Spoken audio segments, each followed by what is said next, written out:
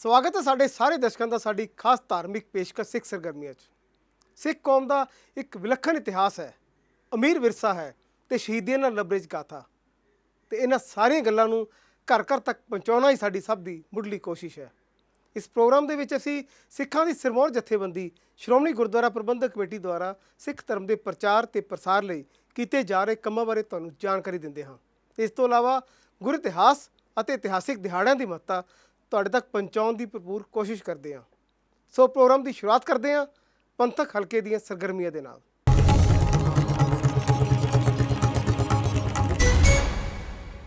ਸ਼੍ਰੋਮਣੀ ਗੁਰਦੁਆਰਾ ਪ੍ਰਬੰਧਕ committee ਦੀ ਧਰਮ ਪ੍ਰਚਾਰ committee ਵੱਲੋਂ ਗ੍ਰੰਥੀ ਅਤੇ ਅਖੰਡ ਪਾਠੀ ਸਿੰਘਾਂ ਨੂੰ ਗੁਰਬਾਣੀ ਦੇ ਸ਼ੁੱਧ ਉਚਾਰਨ ਸੰਬੰਧੀ ਸਿਖਲਾਈ ਦੇਣ ਦੇ ਮੰਤਵ ਦੇ ਨਾਲ ਗੁਰਬਾਣੀ ਪਾਠ ਬੋਧ ਸਮਾਗਮ ਦਾ ਆਯੋਜਨ ਕੀਤਾ ਗਿਆ।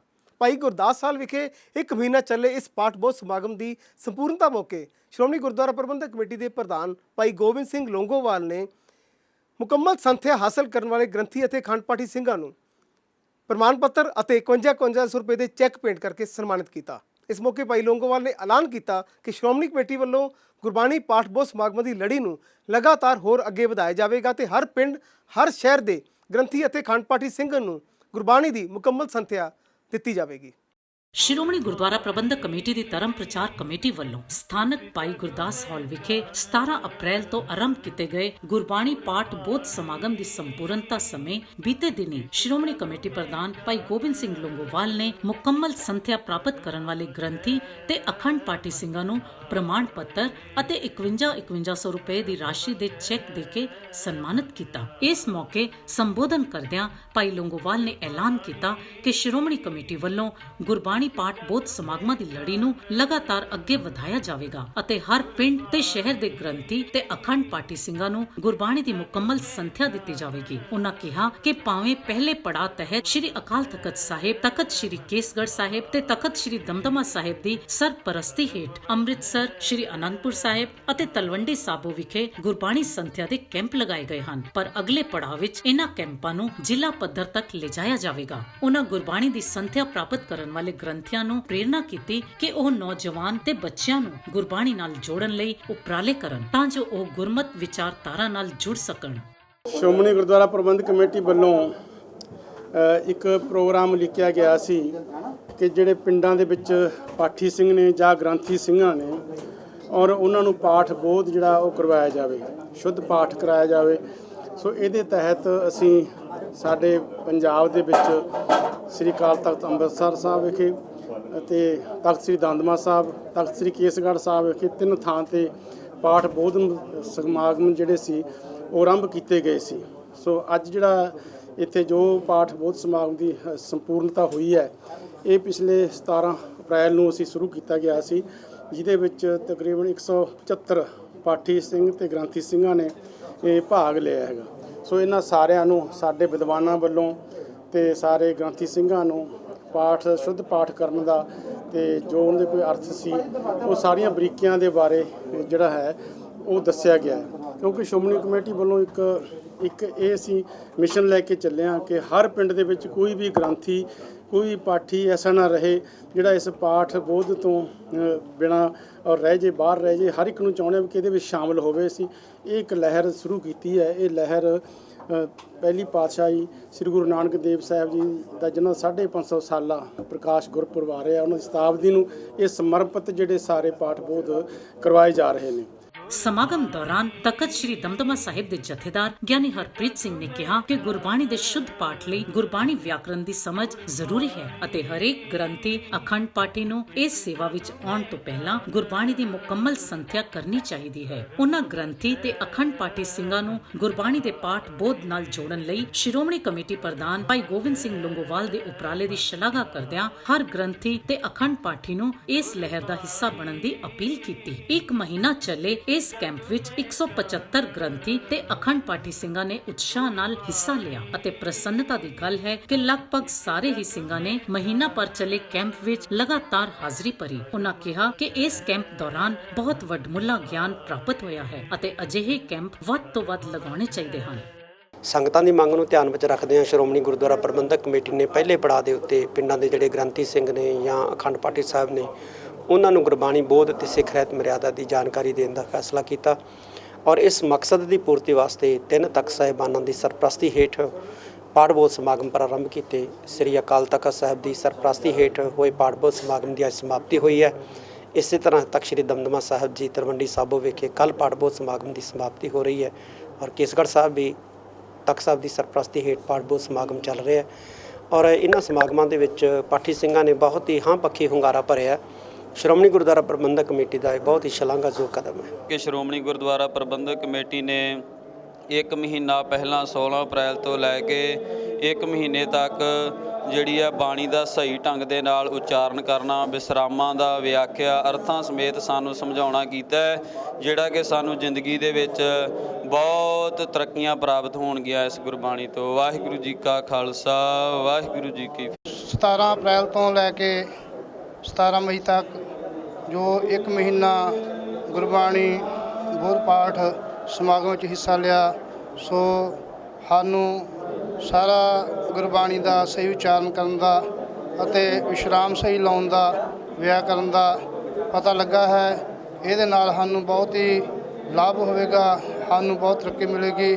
ਸੋ ਅਸੀਂ ਸ਼੍ਰੋਮਣੀ ਪ੍ਰਬੰਧਕ ਕਮੇਟੀ ਅਤੇ ਪ੍ਰਚਾਰਕ ਕਮੇਟੀ ਸਮੂਹ ਮੈਂਬਰਾਂ ਦਾ ਬਹੁਤ ਧੰਨਵਾਦ ਕਰਦੇ ਹਾਂ, ਜਿਨ੍ਹਾਂ ਨੇ ਸਾਨੂੰ ਸਹੀ ਤੇ ਢੰਗ ਨਾਲ ਜੋੜ ਕੇ ਸਨਮਾਨ ਪੱਤਰ ਦਿੱਤਾ ਹੈ, ਸਰਟੀਫਿਕੇਟ ਦਿੱਤਾ ਹੈ। ਸੋ ਸਾਰਿਆਂ ਨੂੰ ਵਧਾਈ ਦਿੰਦੇ ਹਾਂ। ਵਾਹਿਗੁਰੂ ਜੀ ਕਾ ਖਾਲਸਾ, ਵਾਹਿਗੁਰੂ ਜੀ ਕੀ ਫਤਿਹ। ਭਾਈ ਲੌਂਗੋਵਾਲ ਤਖਤ ਸ੍ਰੀ ਦਮਦਮਾ ਸਾਹਿਬ ਵਿਖੇ ਧਰਮ ਪ੍ਰਚਾਰ ਕਮੇਟੀ ਵੱਲੋਂ ਆਯੋਜਿਤ ਗੁਰਬਾਣੀ ਪਾਠ ਬੋਧ ਸਮਾਗਮ ਦੀ ਸੰਪੂਰਨਤਾ ਮੌਕੇ ਸ਼ਿਰਕਤ ਕਰਨ ਲਈ ਪਹੁੰਚੇ ਸਨ। ਉਹਨਾਂ ਇਸ ਮੌਕੇ ਪਾਠ ਬੋਧ ਸਮਾਗਮ ਦੇ ਵਿੱਚ ਗੁਰਬਾਣੀ ਦੀ ਮੁਕੰਮਲ ਸੰਥਿਆ ਹਾਸਲ ਕਰਨ ਵਾਲੇ ਗ੍ਰੰਥੀ ਅਤੇ ਅਖੰਡ ਪਾਠੀ ਸਿੰਘਾਂ ਨੂੰ ਵਿਸ਼ੇਸ਼ ਤੌਰ ਤੇ ਸਨਮਾਨਿਤ ਵੀ ਕੀਤਾ। ਸ਼੍ਰੋਮਣੀ ਕਮੇਟੀ ਪ੍ਰਧਾਨ ਸਿੱਖ ਕੌਮ ਦੇ ਚੌਥੇ ਤਖਤ ਸ੍ਰੀ ਦਮਦਮਾ ਸਾਹਿਬ ਵਿਖੇ ਸ਼੍ਰੋਮਣੀ ਕਮੇਟੀ ਵੱਲੋਂ ਕਰਵਾਏ ਗਏ ਗੁਰਬਾਣੀ ਪਾਠ ਬੋਧ ਸਮਾਗਮਾਂ ਦੀ ਸੰਪੰਨਤਾ ਮੌਕੇ ਸ਼ਾਮਲ ਸਨ। ਪਾਠ ਬੋਧ ਸਮਾਗਮ ਜਿਹੜਾ ਅਸੀਂ ਤਖਤ ਸ੍ਰੀ ਦਮਦਮਾ ਸਾਹਿਬ ਵਿਖੇ ਆਰੰਭ ਕੀਤਾ ਗਿਆ ਸੀ, ਅੱਜ ਉਸ ਪਾਠ ਬੋਧ ਦੀ ਸੰਪੂਰਨਤਾ ਜਿਹੜੀ ਹੈ ਉਹ ਕੀਤੀ ਗਈ ਹੈ। ਸੋ 118 ਗ੍ਰੰਥੀ ਸਿੰਘ ਪਾਠੀ ਸਿੰਘਾਂ ਨੇ ਇਸ ਪਾਠ ਬੋਧ ਵਿੱਚ ਸ਼ਾਮਲ ਹੋ ਕੇ ਸੰਥਿਆ ਲਈ ਗਈ ਹੈ, ਜਿੱਥੇ ਮੈਂ ਉਹਨਾਂ ਸਾਰੇ ਪਾਠੀ ਤੇ ਗ੍ਰੰਥੀ ਸਿੰਘਾਂ ਨੂੰ ਵਧਾਈ ਵੀ ਦਿੰਦਾ ਤੇ ਸਾਡੇ ਵਿਦਵਾਨ ਪ੍ਰਚਾਰਕਾਂ ਨੂੰ ਵੀ ਇਸ ਗੱਲ ਦਾ ਧੰਨਵਾਦ ਕਰਦਾ ਜਿਨ੍ਹਾਂ ਨੇ ਪਾਠ ਬੋਧ ਕਰਾਇਆ ਤੇ ਸਿੱਖ ਮਰਿਆਦਾ ਵਾਸਤੇ ਉਹਨਾਂ ਨੂੰ ਸਾਰਿਆਂ ਨੂੰ ਜਾਣਕਾਰੀ ਜਿਹੜੀ ਹੈ ਉਹ ਦਿੱਤੀ ਗਈ ਹੈ। ਸੋ ਇਹ ਸਾਡੇ ਪਾਠ ਬੋਧ ਸਮਾਗਮ ਨੇ ਸਾਡੇ ਪੰਜਾਬ ਦੇ 3 ਤਖਤਾਂ ਦੇ ਉੱਤੇ ਜਿਹੜੇ ਨੇ ਉਹ ਚੱਲ ਰਹੇ ਨੇ। ਸੋ ਆਉਣ ਵਾਲੇ ਸਮੇਂ 'ਚ ਅਸੀਂ ਇਹ ਪਾਠ ਬੋਧ ਸਮਾਗਮ ਜਿਹੜੇ ਨੇ ਅੱਗੇ ਹਰ ਜ਼ਿਲ੍ਹੇ ਦੇ ਵਿੱਚ ਲੈ ਕੇ ਜਾਵਾਂਗੇ ਤੇ ਮੈਂ ਸਮਝਦਾ ਕਿ ਹਰ ਪਿੰਡ ਦਾ ਪਾਠੀ ਜੋ ਗ੍ਰੰਥੀ ਹੈ ਉਹ ਇਸ ਪਾਠ ਬੋਧ ਸਮਾਗਮ ਦੇ ਵਿੱਚ ਜ਼ਰੂਰ ਸ਼ਾਮਲ ਹੋਵੇ, ਤਾਂ ਕਿ ਉਹਨੂੰ ਸਾਡੇ ਗੁਰਬਾਣੀ ਦੇ ਜਾਂ ਜਿਹੜੇ ਉਚਾਰਨ ਬਾਰੇ ਉਹਨਾਂ ਦੀਆਂ ਹੋਰ ਜਿਹੜੇ ਉਹਨਾਂ ਦੇ ਅਰਥਾਂ ਬਾਰੇ ਜਿਹੜਾ ਸੀ ਉਹ ਜਾਣਕਾਰੀ ਮਿਲ ਸਕੇ। ਸ਼੍ਰੋਮਣੀ ਕਮੇਟੀ ਦੀ ਧਰਮ ਪ੍ਰਚਾਰ ਕਮੇਟੀ ਵੱਲੋਂ ਗ੍ਰੰਥੀ ਅਤੇ ਅਖੰਡ ਪਾਠੀ ਸਿੰਘਾਂ ਨੂੰ ਗੁਰਬਾਣੀ ਦੀ ਮੁਕੰਮਲ ਸੰਥਿਆ, ਗੁਰਬਾਣੀ ਦੇ ਸ਼ੁੱਧ ਉਚਾਰਨ ਸੰਬੰਧੀ ਸਿਖਲਾਈ ਦੇਣ ਦੇ ਮੰਤਵ ਦੇ ਨਾਲ ਤਖਤ ਸ੍ਰੀ ਕੇਸਗੜ੍ਹ ਸਾਹਿਬ ਸ੍ਰੀ ਅਨੰਦਪੁਰ ਸਾਹਿਬ ਵਿਖੇ ਗੁਰਬਾਣੀ ਪਾਠ ਬੋਧ ਸਮਾਗਮ ਦਾ ਆਯੋਜਨ ਕੀਤਾ ਜਾ ਰਿਹਾ ਹੈ, ਜਿਸ ਵਿੱਚ ਇਲਾਕੇ ਭਰ ਤੋਂ 300 ਤੋਂ ਵੱਧ ਗ੍ਰੰਥੀ ਅਤੇ ਅਖੰਡ ਪਾਠੀ ਸਿੰਘ ਉਤਸ਼ਾਹਪੂਰਵਕ ਹਿੱਸਾ ਲੈ ਰਹੇ ਹਨ। ਇਸ ਸਮਾਗਮ ਵਿੱਚ ਗੁਰਬਾਣੀ ਦੀ ਸੰਥਿਆ ਦੇਣ ਦੀ ਸੇਵਾ ਸ੍ਰੀ ਅਕਾਲ ਤਖਤ ਸਾਹਿਬ ਦੇ ਸਾਬਕਾ ਜਥੇਦਾਰ ਸਿੰਘ ਸਾਹਿਬ ਗਿਆਨੀ ਜੋਗਿੰਦਰ ਸਿੰਘ ਜੀ ਵਿਦਾਂਤੀ ਅਤੇ ਭਾਈ ਸਾਹਿਬ ਸਿੰਘ ਜੀ ਮਰਕੰਡਾ ਵਰਗੇ ਉੱਘੇ ਵਿਦਵਾਨ ਨਿਭਾ ਰਹੇ ਹਨ। ਵਿੱਚ ਗੁਰਬਾਣੀ ਦੀ ਸੰਥਿਆ ਦੇਣ ਲਈ ਬਹੁਤ ਮਹਾਨ ਵਿਦਵਾਨਾਂ ਦੀ ਸੇਵਾ ਲਈ ਜਾ ਰਹੀ ਹੈ, ਜਿਸ ਵਿੱਚ ਗਿਆਨੀ ਗੁਰਪਾਗ ਸਿੰਘ ਜੋਗਿੰਦਰ ਸਿੰਘ ਵਿਦਾਂਤੀ, ਸਾਬਕਾ ਜਥੇਦਾਰ ਤੇ ਭਾਈ ਸਾਹਿਬ ਸਿੰਘ ਜੀ ਮਾਰਕੰਡਾ ਹਾਜ਼ਰੀ ਭਰ ਰਹੇ ਹਨ। ਇਸ ਸਮਾਗਮ ਵਿੱਚ ਸਿੱਖ ਰਹਿਤ ਮਰਿਆਦਾ ਵੀ ਦ੍ਰਿੜ ਕਰਵਾਈ ਜਾ ਰਹੀ ਹੈ, ਤਾਂ ਕਿ ਸਾਰੇ ਗੁਰੂ ਘਰਾਂ ਦੀ ਮਰਿਆਦਾ ਵਿੱਚ ਇੱਕ ਸਾਰਤਾ ਹੋ ਸਕੇ। ਇਹ ਵੀ ਜ਼ਿਕਰਯੋਗ ਹੈ ਕਿ ਅਨੰਦਪੁਰ ਸਾਹਿਬ ਵਿਖੇ ਪਹਿਲੀ ਵਾਰ ਸ਼੍ਰੋਮਣੀ ਕਮੇਟੀ ਵੱਲੋਂ ਅਜਿਹਾ ਪ੍ਰੋਗਰਾਮ ਉਲੀਕਿਆ ਗਿਆ ਹੈ, ਜਿਸ ਦੀ ਹਰ ਪਾਸੇ ਤੋਂ ਪ੍ਰਸ਼ੰਸਾ ਹੋ ਰਹੀ ਹੈ। ਤੇ ਇਹ ਜ਼ਰੂਰੀ ਹੈ ਕਿ ਗੁਰਬਾਣੀ ਨੂੰ ਆਪਾਂ ਜਿੰਨਾ ਧਿਆਨ ਨਾਲ ਵਿਚਾਰ ਕੇ ਪੜਾਂਗੇ ਉਨਾ ਹੀ ਉਹ ਸਾਡੇ ਜੀਵਨ ਤੇ ਜਿਹੜਾ ਹੈ ਉਸ ਤੇ ਅਸਰ ਕਰੇਗੀ ਤੇ ਉਹਦੇ ਨਾਲ ਸਾਡਾ ਮਨੁੱਖਾ ਜਨ ਜਿਹੜਾ ਬੜੇ ਸਹਿਜ ਦੇ ਵਿੱਚ ਹੋ ਕੇ ਵਿਚਰੇਗਾ ਤੇ ਉਹ ਜੋ ਸਮਾਜ ਦੇ ਵਿੱਚ ਅੱਜ ਪ੍ਰਦੂਸ਼ਣ ਫੈਲਿਆ ਹੋਇਆ ਹੈ ਹਰ ਕਿਸਮ ਦਾ, ਉਹ ਤੋਂ ਸਾਨੂੰ ਬਚਾ ਕੇ ਸਾਡੇ ਇਹ ਸਮਾਜ ਦੇ ਪ੍ਰਦੂਸ਼ਣ ਨੂੰ ਵੀ ਦੂਰ ਕਰੇਗਾ ਤੇ ਸਾਡੇ ਵਿੱਚ ਜਿਹੜੀ ਹੈ ਸਮਤਾ, ਬਰਾਬਰਤਾ ਤੇ ਉਹਨੂੰ ਲਿਆ ਕੇ ਸਤਿਗੁਰੂ ਨੇ ਜੋ ਕਿਹਾ ਸੀ ਏਕ ਪਿਤਾ ਏਕ ਸਕੇ ਹਮਵਾਰ ਤੂੰ ਮੇਰਾ ਗੁਰਹਾਈ, ਉਹਦੇ ਸਿਧਾਂਤ ਨੂੰ ਵੀ ਪ੍ਰਗਟ ਕਰੇਗੀ। ਆਪਣੇ ਬਾਕੀ ਦੀ ਜੇ ਮੈਨੂੰ ਛੱਡ ਕੇ ਇਹਦੇ ਵਿੱਚ ਸ਼ਾਮਲ ਹੋਣ ਦੀ ਜਿਹੜੀ ਆ ਉਹ ਸਤਿਗੁਰੂ ਨੇ ਰਹਿਮਤ ਕੀਤੀ ਤੇ ਮੈਨੂੰ ਉਸ ਦਾ ਪਾਤਰ ਬਣਾਇਆ। 23 ਤਰੀਕ ਤੋਂ ਇਦਾਂ ਦਾ ਆਨੰਦ ਆ ਰਿਹਾ ਨਾ, ਪਿਛਲਾ ਜੀਵਨ ਨਰਕ ਹੀ ਲੱਗ ਰਿਹਾ। ਜੋ ਕੁਛ ਸਿੱਖਣ ਨੂੰ ਮਿਲਿਆ, ਉਚਾਰਨ ਗੁਰਬਾਣੀ ਦੀ ਸ਼ੁੱਧਤਾ, ਗੁਰਬਾਣੀ ਦੀ ਵਿਚਾਰ, ਬਹੁਤ ਆਨੰਦ ਹੈ ਜੀ ਜ਼ਿੰਦਗੀ ਦਾ। ਔਰ ਮੈਂ ਪ੍ਰਧਾਨ ਸਾਹਿਬ ਜੀ ਦਾ ਬਹੁਤ ਧੰਨਵਾਦ ਕਰਦਾ, ਜਿਨ੍ਹਾਂ ਦੀ ਬਹੁਤ ਲੰਬੀ ਔਰ ਵਧੀਆ ਸੋਚ ਦੇ ਨਾਲ ਇਹ ਸਾਨੂੰ ਪ੍ਰਾਪਤ ਹੋਇਆ। ਆਨੰਦਪੁਰ ਸਾਹਿਬ ਦੀ ਪਾਵਨ ਧਰਤੀ ਤੇ ਪਿਛਲੀ 22 ਅਪ੍ਰੈਲ ਤੋਂ ਪਾਠ ਬੋਧ ਸਮਾਗਮ ਪ੍ਰਾਰੰਭ ਕੀਤਾ ਗਿਆ ਸੀ। ਇਸ ਪਾਠ ਬੋਧ ਸਮਾਗਮ ਦੇ ਵਿੱਚ ਲਗਭਗ ਵੱਖ-ਵੱਖ ਪਿੰਡਾਂ ਦੇ ਰੋਪੜ ਜ਼ਿਲ੍ਹੇ ਦੇ 400 ਗ੍ਰੰਥੀ ਸਿੰਘ ਸਾਹਿਬਾਨ ਅਤੇ ਨਿਸ਼ਕਾਮ ਸ਼ਰਧਾਲੂ ਇਹਦੇ ਵਿੱਚ ਭਾਗ ਲੈ ਰਹੇ ਹਨ। ਸੰਗਤਾਂ ਭਰਪੂਰ ਫਾਇਦਾ ਉਠਾ ਰਹੀਆਂ ਨੇ। ਕੈਂਪ ਦੀ ਲੋੜ ਜੋ ਹੈ ਉਹ ਕਿਉਂਕਿ ਸਿੱਖ ਦੇ ਜੀਵਨ ਦਾ ਆਧਾਰ ਬਾਣੀ ਹੈ। ਬਾਣੀ ਦੇ ਵਿੱਚ ਇਹ ਗੱਲ ਲਿਖੀ, ਮੈਂ ਸਤਿਗੁਰ ਸੇਤੀ ਪਿਰਹੜੀ ਕਿਉਂ ਗੁਰੂ ਜੀਵਾ ਮਾਓ, ਮੈਂ ਗੁਰਬਾਣੀ ਆਧਾਰ ਹੈ, ਗੁਰਬਾਣੀ ਲਾਗ ਰਹਾਉ। ਇਹ ਲਈ ਬਾਣੀ ਸਿੱਖ ਦੇ ਜੀਵਨ ਦੀ ਥੰਮੀ ਹੈ। ਜਦੋਂ ਤੱਕ ਗੁਰਸਿੱਖ ਗੁਰਬਾਣੀ ਦੇ ਨਾਲ ਨਹੀਂ ਜੁੜਦਾ, ਉਹਦੀ ਜਿਹੜੀ ਜੀਵਨ ਜੁਗਤ ਹੈ ਉਹ ਸਹੀ ਰੂਪ ਦੇ ਵਿੱਚ ਗੁਰਸਿੱਖਾਂ ਵਾਲੀ ਨਹੀਂ ਹੋ ਸਕਦੀ।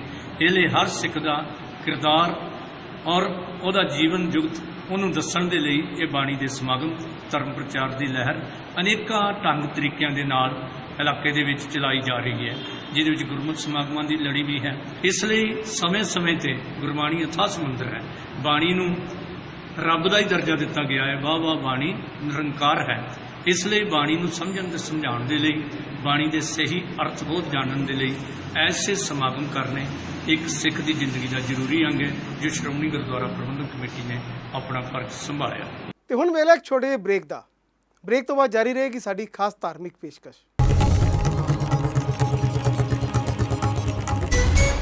ਸ਼੍ਰੋਮਣੀ ਗੁਰਦੁਆਰਾ ਪ੍ਰਬੰਧਕ ਕਮੇਟੀ ਦੇ ਪ੍ਰਬੰਧ ਅਧੀਨ ਚੱਲ ਰਹੇ 3 ਸ਼ਤਾਬਦੀ ਗੁਰੂ ਗੋਬਿੰਦ ਸਿੰਘ ਖਾਲਸਾ ਕਾਲਜ ਦੇ ਨਵੇਂ ਤਿਆਰ ਕੀਤੇ ਗਏ ਭਾਈ ਜੋਰਾਵਰ ਸਿੰਘ, ਭਾਈ Fateh Singh senior secondary wing ਦਾ ਰਸਮੀ ਉਦਘਾਟਨ ਬੀਤੇ ਦਿਨੀ ਸ਼੍ਰੋਮਣੀ ਗੁਰਦੁਆਰਾ ਪ੍ਰਬੰਧਕ ਕਮੇਟੀ ਦੇ ਮੁੱਖ ਸਕੱਤਰ ਡਾਕਟਰ ਰੂਪ ਸਿੰਘ ਵੱਲੋਂ ਕੀਤਾ ਗਿਆ।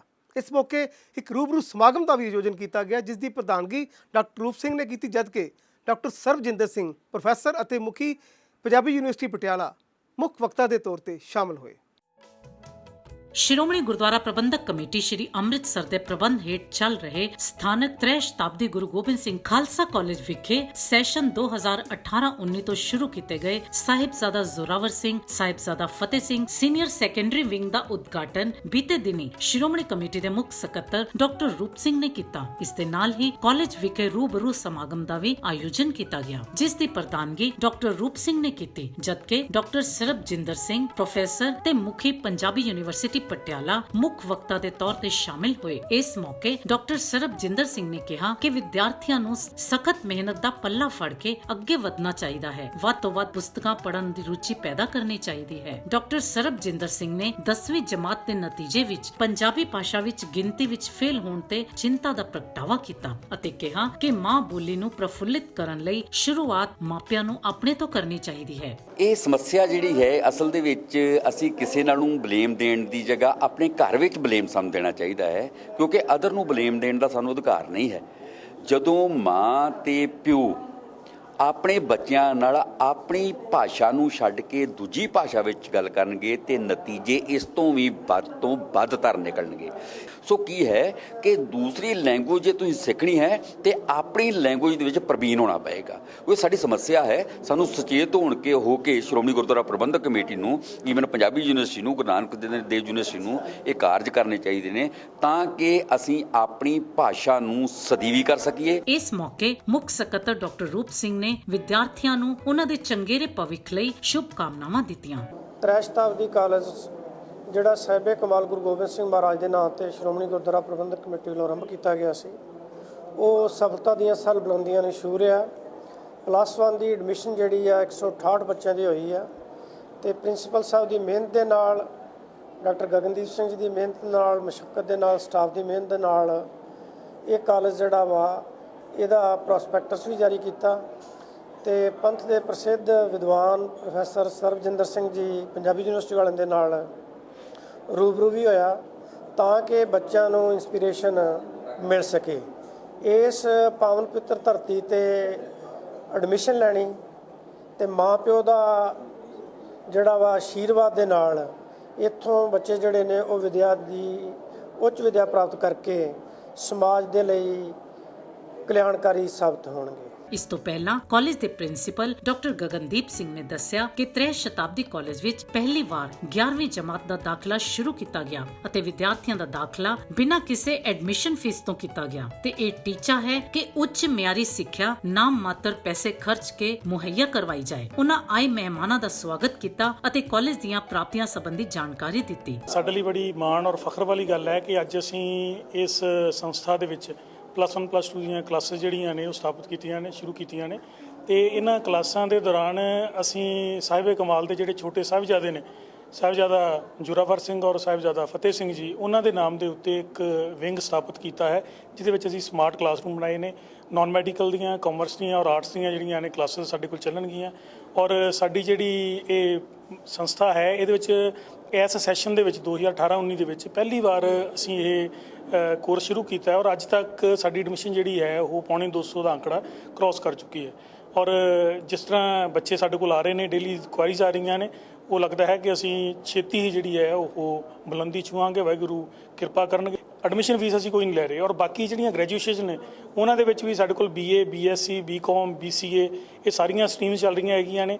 PG ਕਲਾਸਿਸ ਜਿਹੜੀਆਂ ਹੈਗੀਆਂ ਨੇ ਉਹਨਾਂ ਵਿੱਚ ਵੀ ਸਾਡੇ ਕੋਲ MCom ਚੱਲ ਰਹੀ ਹੈਗੀ ਹੈ, MSc ਚੱਲ ਰਹੀ ਹੈਗੀ ਹੈ, MSc ਇਕਨੋਮਿਕਸ ਚੱਲ ਰਹੀ ਹੈਗੀ ਹੈ, MA ਇਕਨੋਮਿਕਸ ਔਰ ਇਹਨਾਂ ਦੇ ਵਿੱਚ ਵੀ ਜਿਹੜਾ ਸਾਡਾ ਫੀਸ ਸਟਰਕਚਰ ਹੈ ਉਹ ਬਾਕੀ ਕਾਲਜਸ ਦੇ ਕੰਪੈਰੀਟਿਵਲੀ ਲਗਭਗ ਦਾ ਹੈ। ਇਸ ਦੌਰਾਨ ਗ੍ਰੈਜੂਏਸ਼ਨ ਅਤੇ ਪੋਸਟ ਗ੍ਰੈਜੂਏਸ਼ਨ ਸੈਸ਼ਨ 2018-19 ਦਾ ਪ੍ਰੋਸਪੈਕਟਸ ਜਾਰੀ ਕੀਤਾ ਗਿਆ। ਇਸ ਮੌਕੇ ਪ੍ਰਮੁੱਖ ਸ਼ਖਸੀਅਤਾਂ ਨੂੰ ਪ੍ਰਿੰਸੀਪਲ ਡਾਕਟਰ ਗਗਨਦੀਪ ਸਿੰਘ ਨੇ ਸਨਮਾਨ ਚਿੰਨ੍ਹ ਦੇ ਕੇ ਸਨਮਾਨਿਤ ਵੀ ਕੀਤਾ।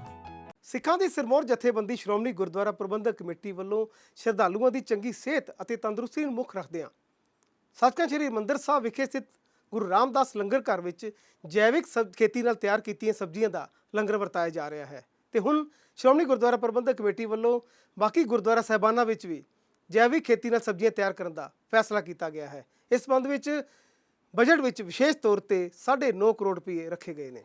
ਸ਼੍ਰੋਮਣੀ ਕਮੇਟੀ ਵੱਲੋਂ ਸਾਰੇ ਵੱਡੇ ਗੁਰਦੁਆਰਾ ਸਾਹਿਬਾਨ ਵਿੱਚ ਜੈਵਿਕ ਸਬਜ਼ੀਆਂ ਦੀ ਖੇਤੀ ਸ਼ੁਰੂ ਕਰਨ ਦਾ ਫੈਸਲਾ ਕੀਤਾ ਗਿਆ ਹੈ ਤਾਂ ਜੋ ਸ਼੍ਰੀ ਹਰਿਮੰਦਰ ਸਾਹਿਬ ਦੇ ਗੁਰੂ ਰਾਮਦਾਸ ਲੰਗਰ ਘਰ ਵਾਂਗ ਬਾਕੀ ਅਸਥਾਨਾਂ ਤੇ ਵੀ ਬਿਨਾਂ ਰੇਹ ਤੇ ਸਪਰੇਅ ਤੋਂ ਜੈਵਿਕ ਢੰਗ ਨਾਲ ਤਿਆਰ ਕੀਤੀਆਂ ਸਬਜ਼ੀਆਂ ਦਾ ਲੰਗਰ ਵਰਤਾਇਆ ਜਾ ਸਕੇ, ਜੋ ਕਿ ਚੰਗੀ ਸਿਹਤ ਲਈ ਅਤੀ ਜ਼ਰੂਰੀ ਹੈ। ਸ਼੍ਰੋਮਣੀ ਕਮੇਟੀ ਵੱਲੋਂ 6ਵੀਂ ਪਾਤਸ਼ਾਹੀ ਸ਼੍ਰੀ ਗੁਰੂ ਹਰਗੋਬਿੰਦ ਸਾਹਿਬ ਜੀ ਦੀ ਪਾਵਨ ਪਵਿੱਤਰ ਛੋਹ ਪ੍ਰਾਪਤ ਗੁਰਦੁਆਰਾ ਗੁਰੂਸਰ ਸਤਲਾਨੀ ਸਾਹਿਬ ਵਿਖੇ 3 ਸਾਲ ਪਹਿਲੇ ਆਰਗੈਨਿਕ ਫਾਰਮਿੰਗ ਸ਼ੁਰੂ ਕੀਤੀ ਗਈ ਸੀ ਅਤੇ ਇੱਥੇ ਤਿਆਰ ਹੁੰਦੀਆਂ ਸਬਜ਼ੀਆਂ ਦਾ ਲੰਗਰ ਹਰਮੰਦਰ ਸਾਹਿਬ ਦੇ ਦਰਸ਼ਨਾਂ ਲਈ ਆਉਣ ਵਾਲੀਆਂ ਸੰਗਤਾਂ ਨੂੰ ਛਕਾਇਆ ਜਾਂਦਾ ਹੈ। ਪਰ ਹੁਣ ਬਾਕੀ ਗੁਰਦੁਆਰਾ ਸਾਹਿਬਾਨ ਵਿੱਚ ਵੀ ਜੈਵਿਕ ਖੇਤੀ ਸ਼ੁਰੂ ਕਰਨ ਦਾ ਫੈਸਲਾ ਕੀਤਾ ਗਿਆ ਹੈ, ਜਿਸ ਤਹਿਤ ਸਤਲਾਨੀ ਸਾਹਿਬ ਤੋਂ ਇਲਾਵਾ ਬੀੜ ਬਾਬਾ ਬੁੱਢਾ ਸਾਹਿਬ, ਸ਼੍ਰੀ ਦਰਬਾਰ ਸਾਹਿਬ ਤਰਨਤਾਰਨ, ਅਨੰਦਪੁਰ ਸਾਹਿਬ, ਮੁਕਤਸਰ ਸਾਹਿਬ, ਅੰਬ ਸਾਹਿਬ, ਬਾਬਾ ਬਕਾਲਾ ਆਦਿ 5 ਏਕੜ ਤੋਂ ਵੱਧ ਜ਼ਮੀਨ ਵਾਲੇ ਗੁਰਦੁਆਰਾ ਸਾਹਿਬਾਨ ਵਿਖੇ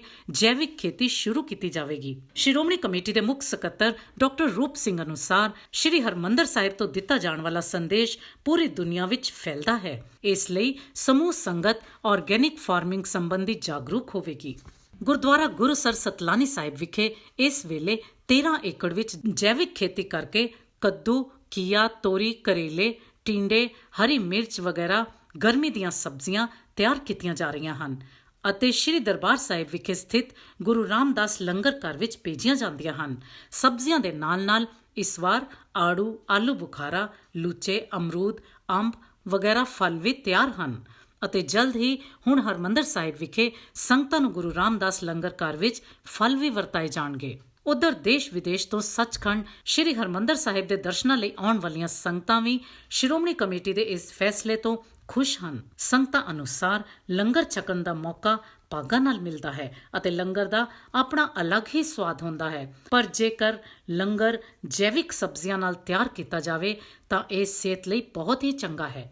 ਸਾਡਾ ਜਿਹੜਾ ਮੇਨ ਮਨੋਰਥ ਸੀ, ਜਿਹੜਾ ਸਭ ਤੋਂ ਵੱਡਾ ਲੰਗਰ ਸਤਿਗੁਰੂ ਗੁਰੂ ਰਾਮਦਾਸ ਪਾਤਸ਼ਾਹ ਜੀ ਦੇ ਦਰ ਤੇ ਚੱਲਦਾ, ਇਹਦੇ ਵਿੱਚ ਲਗਭਗ ਲੱਖ ਪ੍ਰਾਣੀ ਜਿਹੜਾ ਪ੍ਰਸ਼ਾਦਾ ਛਕਦਾ ਰੋਜ਼ਾਨਾ। ਇਹਦੇ ਵਿੱਚ ਹੀ ਕੁਦਰਤੀ ਖੇਤੀ ਰਾਹੀਂ ਜਿਹੜੀਆਂ ਸਬਜ਼ੀਆਂ ਤਿਆਰ ਹੁੰਦੀਆਂ ਨੇ ਉਹ ਅਸੀਂ ਲਿਆਉਣੀਆਂ ਸ਼ੁਰੂ ਕੀਤੀਆਂ ਨੇ ਤੇ ਗੁਰੂ ਰਾਮਦਾਸ ਦੀ ਕਿਰਪਾ ਸਦਕਾ ਇਸ ਵਾਰ ਜਿਹੜੀ ਆ ਸਬਜ਼ੀ ਦੀ ਵੀ ਭਰਪੂਰ ਫਸਲ ਹੋ ਰਹੀ ਹੈ। ਜਿਹੜਾ ਕੁਦਰਤੀ ਖੇਤੀ ਰਾਹੀਂ ਬਾਗ ਤਿਆਰ ਕੀਤਾ ਉਹਦੇ ਵਿੱਚ ਵੀ ਫਲ ਬਹੁਤ ਵਧੀਆ ਲੱਗਾ। ਜਿਹੜੀ ਸਬਜ਼ੀਆਂ ਨੇ, ਗਰਮੀ ਦੀਆਂ ਸਬਜ਼ੀਆਂ ਨੇ, ਉਹ ਸੱਚਖੰਡ ਸ੍ਰੀ ਹਰਿਮੰਦਰ ਸਾਹਿਬ ਦੇ ਲੰਗਰ ਦੇ ਵਿੱਚ ਆਉਣੀ ਸ਼ੁਰੂ ਹੋ ਗਈ ਹੈ। ਸੰਗਤਾਂ ਵੱਲੋਂ ਬਹੁਤ ਪਸੰਦ ਕੀਤਾ ਜਾ ਰਿਹਾ ਇਸ ਕਾਰਜ ਨੂੰ, ਕਿਉਂਕਿ ਇਹ ਕੁਦਰਤੀ ਖੇਤੀ ਹੋਣ ਕਰਕੇ ਕਿਸੇ ਵੀ ਤਰ੍ਹਾਂ ਸਿਹਤ ਲਈ ਹਾਨੀਕਾਰਕ ਨਹੀਂ ਹੈਗੀਆਂ। ਇਸੇ ਨੂੰ ਅਸੀਂ ਦੂਸਰੇ ਗੁਰਦੁਆਰਾ ਸਾਹਿਬਾਨ 'ਚ ਵੀ ਵਧਾ ਰਹੇ ਹਾਂ, ਜਿੱਥੇ ਅਸੀਂ ਕੁਦਰਤੀ ਖੇਤੀ ਰਾਹੀਂ ਜਿਹੜੇ ਵੀ ਦੂਸਰੇ ਗੁਰਦੁਆਰਿਆਂ 'ਚ ਲੰਗਰ ਚੱਲਦੇ ਨੇ ਉਹਨਾਂ ਦੇ ਵਿੱਚ ਵੀ, ਤਾਂ ਕਿ ਜਿਹੜੀ ਸਬਜ਼ੀ ਆ ਉਹ ਮੁਹੱਈਆ ਕਰਾਈ ਜਾ ਸਕੇ ਸੰਗਤਾਂ ਨੂੰ। ਸ਼੍ਰੋਮਣੀ ਗੁਰਦੁਆਰਾ ਪ੍ਰਬੰਧਕ ਕਮੇਟੀ ਹਮੇਸ਼ਾ ਹੀ ਮਨੁੱਖਤਾ ਦੇ ਭਲੇ ਲਈ ਕੋਈ ਨਾ ਕੋਈ ਕਾਰਜ ਕਰਦੀ ਰਹਿੰਦੀ ਆ। ਇਸੇ ਕੜੀ ਤਹਿਤ ਸ਼੍ਰੋਮਣੀ ਕਮੇਟੀ ਨੇ ਗੁਰਦੁਆਰਾ ਸਤਲਾਣੀ ਸਾਹਿਬ ਹੁਸ਼ਿਆਰਨਗਰ ਵਿਖੇ ਕੋਈ ਲਗਭਗ 13 ਕਿੱਲੇ ਜੈਵਿਕ ਸਬਜ਼ੀਆਂ ਦਾ ਕੰਮ ਕੀਤਾ। ਹਰ ਕਿਸਮ ਦੀ ਸਬਜ਼ੀ ਅਸੀਂ ਬੀਜੀ ਆ, ਜਿਹਦੇ ਵਿੱਚ ਕੱਦੂ, ਟਿੰਡਾ, ਕਰੇਲਾ, ਭਿੰਡੀ ਤੋਰੀ, ਘੀਆ ਤੋਰੀ, ਚੱਪਣ ਕੱਦੂ, ਇਹ ਸਾਰੀਆਂ ਸਬਜ਼ੀਆਂ ਜਿਹੜੀਆਂ ਵਾ ਤਿਆਰ ਹੋ ਕੇ ਸੱਚਖੰਡ ਸ੍ਰੀ ਹਰਿਮੰਦਰ ਸਾਹਿਬ ਵਿਖੇ ਲੰਗਰ ਦੇ ਵਿੱਚ ਵਰਤਾਈਆਂ ਜਾਂਦੀਆਂ, ਜਿਹੜੀਆਂ ਕਿ ਬਿਨਾਂ ਕਿਸੇ ਖਾਦ ਤੋਂ, ਬਿਨਾਂ ਕਿਸੇ ਰਸਾਇਣਿਕ ਸਪਰੇਆਂ ਤੋਂ ਜੈਵਿਕ ਬਾਗ ਵੀ ਲਗਾਇਆ ਗਿਆ, ਜਿਹਦੇ ਵਿੱਚ ਵੱਖ-ਵੱਖ ਤਰ੍ਹਾਂ ਦੇ ਬੂਟੇ ਲਾਏ ਗਏ ਆ, ਜਿਹਦੇ ਵਿੱਚ ਨਾਖ, ਅਮਰੂਦ, ਆਲੂ ਬੁਖਾਰਾ। ਇਹਦੇ ਵਿੱਚ ਹੁਣ ਜਿਹੜੇ ਆੜੂ, ਲੂਚਾ, ਆਲੂ ਬੁਖਾਰਾ ਲਗਭਗ ਤਿਆਰ ਆ। ਇਹ ਛੇਤੀ ਹੀ ਸੱਚਖੰਡ ਸ੍ਰੀ ਹਰਿਮੰਦਰ ਸਾਹਿਬ ਦੇ ਲੰਗਰਾਂ ਦੇ ਵਿੱਚ ਸੰਗਤਾਂ ਦੇ ਲਈ ਵਰਤਾਇਆ ਜਾਊਗਾ। ਆਰਥਿਕ ਪੱਖੋਂ ਕਮਜ਼ੋਰ ਸੰਗਤਾਂ ਦੀ ਸੱਚਖੰਡ ਸ੍ਰੀ ਹਰਿਮੰਦਰ ਸਾਹਿਬ ਦੇ ਦਰਸ਼ਨਾਂ ਦੀ ਤਾਂਘ ਨੂੰ ਪੂਰਾ ਕਰਦਿਆਂ ਕੇਂਦਰੀ ਮੰਤਰੀ ਹਰਸਿਮਰਤ ਕੌਰ ਬਾਦਲ ਵੱਲੋਂ ਬੀਬੀਆਂ ਦਾ ਇੱਕ ਜੱਥਾ ਅੰਮ੍ਰਿਤਸਰ ਲਈ ਵਿਸ਼ੇਸ਼ ਬੱਸ ਰਾਹੀਂ ਰਵਾਨਾ ਕੀਤਾ ਗਿਆ। ਇਸ ਜੱਥੇ ਵਿੱਚ ਬੀਬੀਆਂ, ਬਜ਼ੁਰਗ ਔਰਤਾਂ ਅਤੇ ਬੱਚੀਆਂ ਸ਼ਾਮਲ ਸਨ, ਜਿਨ੍ਹਾਂ ਵਿੱਚੋਂ ਜ਼ਿਆਦਾਤਰ ਅਜਿਹੀਆਂ ਸਨ ਜਿਨ੍ਹਾਂ ਨੂੰ ਪਹਿਲੀ ਵਾਰ ਸ੍ਰੀ ਹਰਿਮੰਦਰ ਸਾਹਿਬ ਦੇ ਦਰਸ਼ਨਾਂ ਦਾ ਸੁਭਾਗ ਪ੍ਰਾਪਤ ਹੋਇਆ। ਆਰਥਿਕ ਪੱਖੋਂ ਅਸਮਰਥ ਸੰਗਤਾਂ ਦੀ ਸੱਚਖੰਡ ਸ੍ਰੀ ਹਰਿਮੰਦਰ ਸਾਹਿਬ ਦੇ ਦਰਸ਼ਨਾਂ ਦੀ ਤਾਂਘ ਨੂੰ ਪੂਰਾ ਕਰਦਿਆਂ ਕੇਂਦਰੀ ਮੰਤਰੀ ਹਰਸਿਮਰਤ ਕੌਰ ਬਾਦਲ ਵੱਲੋਂ ਬੀਤੇ ਦਿਨੀ ਰਵਾਨਾ ਕੀਤਾ ਗਿਆ ਬੀਬੀਆਂ ਦਾ ਜੱਥਾ ਗੁਰੂ ਨਗਰੀ ਪੁੱਜਾ। ਇਸ ਜੱਥੇ ਵਿੱਚ ਲੰਬੀ ਨੇੜਲੇ ਪਿੰਡ ਚੰਨੂ ਦੀਆਂ 90 ਦੇ ਕਰੀਬ ਬੀਬੀਆਂ, ਬਜ਼ੁਰਗ ਔਰਤਾਂ ਅਤੇ ਬੱਚੀਆਂ ਸ਼ਾਮਲ ਸਨ। ਉਹਨਾਂ ਵਿੱਚੋਂ ਅਨੇਕਾਂ ਬੀਬੀਆਂ ਅਜਿਹੀਆਂ ਸਨ ਜਿਨ੍ਹਾਂ ਨੂੰ ਪਹਿਲੀ ਵਾਰ ਸੱਚਖੰਡ ਸ੍ਰੀ ਹਰਿਮੰਦਰ ਸਾਹਿਬ ਦੇ ਦਰਸ਼ਨ ਕਰਨ ਦਾ ਸੁਭਾਗ ਪ੍ਰਾਪਤ ਹੋਇਆ, ਜਿਸ ਲਈ ਇਹਨਾਂ ਬੀਬੀਆਂ ਵੱਲੋਂ ਕੇਂਦਰੀ ਮੰਤਰੀ ਸਿਮਰਤ ਬਾਦਲ ਦਾ ਧੰਨਵਾਦ ਕੀਤਾ ਗਿਆ। ਜੱਥਾ ਮੈਂਬਰਾਂ ਨੇ ਸੱਚਖੰਡ ਸ੍ਰੀ ਹਰਿਮੰਦਰ ਸਾਹਿਬ ਦੇ ਨਾਲ-ਨਾਲ ਗੁਰਦੁਆਰਾ ਸ਼ਹੀਦਗੰਜ ਬਾਬਾ ਦੀਪ ਸਿੰਘ ਅਤੇ ਬੀੜ ਬਾਬਾ ਬੁੱਢਾ ਸਾਹਿਬ ਦੇ ਦਰਸ਼ਨ ਵੀ ਕੀਤੇ। ਜੱਥਾ ਮੈਂਬਰਾਂ ਨੇ ਦੱਸਿਆ, ਬੀਬਾ ਜੀ ਦੇ ਯਤਨਾਂ ਸਦਕਾ ਸੱਚਖੰਡ ਸ੍ਰੀ ਹਰਿਮੰਦਰ ਸਾਹਿਬ ਅਤੇ ਹੋਰਨਾਂ ਗੁਰਧਾਮਾਂ ਦੇ ਦਰਸ਼ਨ ਕਰਨ ਦਾ ਮੌਕਾ ਮਿਲਿਆ ਹੈ। ਉਹਨਾਂ ਦੱਸਿਆ ਕਿ ਰਸਤੇ ਵਿੱਚ ਵੀ ਚਾਹ ਤੇ ਲੰਗਰ ਦਾ ਇੰਤਜ਼ਾਮ ਕੀਤਾ ਗਿਆ ਸੀ ਅਤੇ ਹਰਿਮੰਦਰ ਸਾਹਿਬ ਵਿਖੇ ਵੀ ਰਿਹਾਇਸ਼ ਅਤੇ ਲੰਗਰ ਦਾ ਬਹੁਤ ਵਧੀਆ ਪ੍ਰਬੰਧ ਸੀ। ਇਹਨਾਂ ਬੀਬੀਆਂ ਨੇ ਜਿੱਥੇ ਜੱਥਾ ਭੇਜਣ ਲਈ ਬੀਬਾ ਹਰਸਿਮਰਤ ਕੌਰ ਦਾ ਧੰਨਵਾਦ ਕੀਤਾ, ਉੱਥੇ ਹਰ ਸਾਲ ਇਸੇ ਤਰ੍ਹਾਂ ਜੱਥਾ ਭੇਜਣ ਦੀ ਅਪੀਲ ਵੀ ਕੀਤੀ। ਅਸੀਂ ਅੰਮ੍ਰਿਤਸਰ ਪਹਿਲੀ ਵਾਰ ਆਏ ਹਾਂ ਤੇ ਇੱਥੇ ਆ ਕੇ ਸਾਨੂੰ ਬਹੁਤ ਹੀ ਜ਼ਿਆਦਾ ਵਧੀਆ ਲੱਗਿਆ ਤੇ ਅਸੀਂ ਫਿਰ ਉਮੀਦ ਕਰਾਂਗੇ ਕਿ ਸਾਡੇ ਪਿੰਡ ਨੂੰ ਇਦਾਂ ਹੀ ਹਮੇਸ਼ਾ ਹਰ ਸਾਲ ਲਿਆਂਦਾ ਜਾਵੇ। ਅਸੀਂ ਇੱਥੇ ਹਰਿਮੰਦਰ ਸਾਹਿਬ ਸਾਨੂੰ ਬਹੁਤ ਹੀ ਵਧੀਆ ਲੱਗਿਆ। ਜਿਹੜੀਆਂ ਬੀਬੀਆਂ ਨੇ ਦਰਸ਼ਨ ਨਹੀਂ ਕੀਤੇ ਸੀ ਉਹਨਾਂ ਨੇ ਦਰਸ਼ਨ ਕੀਤੇ, ਉਹ ਬਹੁਤ ਹੀ ਚੰਗਾ ਲੱਗਿਆ ਉਹਨਾਂ ਨੂੰ। ਉਹ ਕਹਿੰਦੇ ਸਾਨੂੰ ਤਾਂ ਆਏ ਸਾਲ ਹੀ ਇਸ ਤਰ੍ਹਾਂ ਹੀ ਬੀਬਾ ਜੀ ਜੇ ਸਾਨੂੰ ਭੇਜਣ ਤਾਂ ਸਾਡਾ ਮਨ ਬਹੁਤ ਹੀ ਜ਼ਿਆਦਾ ਖੁਸ਼ ਹੋਇਆ ਇੱਥੇ ਆ ਕੇ ਜੀ। ਬਹੁਤ ਸੰਗਤ ਦਰਸ਼ਨ ਹੋਏ, ਸੰਗਤ ਦਰਸ਼ਨ ਕੀਤੇ ਤਾਂ ਸਾਨੂੰ ਬਹੁਤ ਹੀ ਚੰਗਾ ਲੱਗਿਆ ਜੀ। ਜਿੱਥੇ ਇਸ ਤਰ੍ਹਾਂ ਹੀ ਆਉਣੇ ਚਾਹੀਦੇ ਆ, ਕਿਉਂਕਿ ਜਿਹੜੀਆਂ ਬਜ਼ੁਰਗ ਮਾਵਾਂ ਸੀਗੀਆਂ ਜਾਂ ਜਿਹੜੀਆਂ ਬੇਟੀਆਂ ਸੀ ਉਹਨਾਂ ਨੂੰ ਘਰੋਂ ਬਾਹਰ ਨਹੀਂ ਕੱਢਦੇ ਸੀਗੇ, ਉਹ ਬੇਟੀਆਂ ਅੱਜ ਆਈਆਂ ਇੱਥੇ, ਬਹੁਤ ਉਹਨਾਂ ਦਾ ਮਨ ਖੁਸ਼ ਹੋਇਆ। ਉਹ ਬੇਟੀਆਂ ਇਸ ਤਰ੍ਹਾਂ ਕਹਿ ਰਹੀਆਂ, ਸਾਨੂੰ ਤਾਂ ਇਸ ਤਰ੍ਹਾਂ ਲੱਗਦਾ ਆਏ ਸਾਲ ਹੀ ਸਾਨੂੰ ਲੈ ਕੇ ਆਉਣ ਬੀਬਾ ਜੀ, ਤੇ ਅਸੀਂ ਬੀਬਾ ਜੀ ਦਾ ਤਹਿ ਦਿਲੋਂ ਧੰਨਵਾਦ ਕਰਦੇ ਹਾਂ ਜੀ। ਸਾਨੂੰ ਬਹੁਤ ਹੀ ਜ਼ਿਆਦਾ ਖੁਸ਼ੀ ਮਿਲੀ ਇੱਥੇ ਸੰਗਤ ਦੇ ਦਰਸ਼ਨ ਕਰਕੇ। ਸਾਨੂੰ ਬਹੁਤ ਹੀ ਚੰਗਾ ਲੱਗਿਆ ਕਿ ਅਸੀਂ ਬਜ਼ੁਰਗਾਂ ਦੇ ਨਾਲ ਲੈ ਕੇ ਆਏ, ਬਜ਼ੁਰਗਾਂ ਨੂੰ ਤੇ ਬੱਚਿਆਂ ਨੂੰ ਨਾਲ ਲੈ ਕੇ ਅਸੀਂ ਹਰਿਮੰਦਰ ਸਾਹਿਬ ਦੇ ਦਰਸ਼ਨ ਕੀਤੇ। ਬੀਬਾ ਜੀ ਨੇ ਬਹੁਤ ਵਧੀਆ ਸਾਨੂੰ ਇਹ ਮੌਕਾ ਦਿੱਤਾ। ਅਸੀਂ ਆਏ ਸਾਲ ਕਹਿੰਦੇ ਆ, ਅਸੀਂ ਪਹਿਲੀ ਵਾਰ ਆਏ ਆ, ਅਸੀਂ ਆਏ ਸਾਲ ਕਹਿੰਦੇ ਆ ਕਿ ਸਾਨੂੰ ਬੱਚਿਆਂ ਨੂੰ ਤੇ ਬਜ਼ੁਰਗਾਂ ਨੂੰ ਆਏ ਸਾਲ ਬੀਬਾ ਜੀ ਇੱਕ ਬੱਸ ਦਿਆ ਕਰਨ ਤੇ ਅਸੀਂ ਦਰਸ਼ਨ ਕਰਕੇ ਜਾਈਏ ਕਰੀਏ ਹਰਿਮੰਦਰ ਸਾਹਿਬ ਦੇ। ਅਸੀਂ ਕਦੇ ਸੋਚ ਵੀ ਨਹੀਂ ਸਕਦੇ ਸੀ ਵੀ ਅਸੀਂ ਕਦੇ ਹਰਿਮੰਦਰ ਸਾਹਿਬ ਦੇ ਤੇ ਹੋਰ ਤੀਰਥਾਂ ਦੇ ਦਰਸ਼ਨ ਕਰਾਂਗੇ ਜੀ। ਬਹੁਤ ਹੀ ਵਧੀਆ ਇੱਕ ਬੀਬਾ ਦਾ ਬਦੌਲਤ ਅਸੀਂ ਇੱਥੇ ਆਏ ਤੇ ਦਰਸ਼ਨ ਕਰ ਸਕੇ। ਇਸ ਪ੍ਰੋਗਰਾਮ ਵਿੱਚ ਸਾਡੀ ਇਹ ਭਰਪੂਰ ਕੋਸ਼ਿਸ਼ ਰਹਿੰਦੀ ਹੈ ਕਿ ਸਾਰੇ ਹਫ਼ਤੇ ਦੀਆਂ ਪੰਥਕ ਸਰਗਰਮੀਆਂ ਦੇ ਨਾਲ ਤੁਹਾਨੂੰ ਰੂਬਰੂ ਕਰਵਾਈਏ। ਸਾਡੇ ਪ੍ਰੋਗਰਾਮ ਸੰਬੰਧੀ ਜਾਂ ਸ਼੍ਰੋਮਣੀ ਕਮੇਟੀ ਸੰਬੰਧੀ ਤੁਸੀਂ ਕੋਈ ਰਾਏ, ਕੋਈ ਸੁਝਾਅ ਦੇਣਾ ਚਾਹੁੰਦੇ ਹੋ ਤਾਂ ਮੇਲ ਕਰੋ feedback@pdcnetwork.tv ਤੇ। ਅਗਲੇ ਹਫ਼ਤੇ ਫਿਰ ਹਾਜ਼ਰ ਹੋਵਾਂਗੇ ਸਿੱਖ ਸਰਗਰਮੀਆਂ ਲੈ ਕੇ। ਤਦ ਤੱਕ ਲਈ ਦਿਓ ਇਜਾਜ਼ਤ। ਵਾਹਿਗੁਰੂ ਜੀ ਕਾ ਖਾਲਸਾ, ਵਾਹਿਗੁਰੂ ਜੀ ਕੀ ਫਤਿਹ।